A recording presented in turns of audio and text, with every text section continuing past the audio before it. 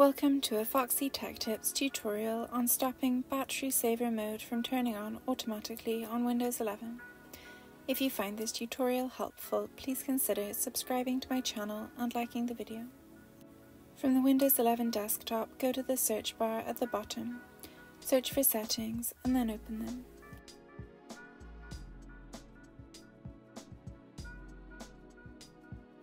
In Settings, select System from the left sidebar. Now select Power and Battery.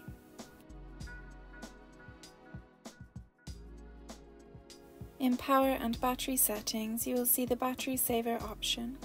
Click the drop-down arrow beside it to expand it. Select the option called Turn Battery Saver On Automatically and select Never from the drop-down menu. Battery saver mode will now always be disabled unless you turn it on. And that draws an end to this tutorial.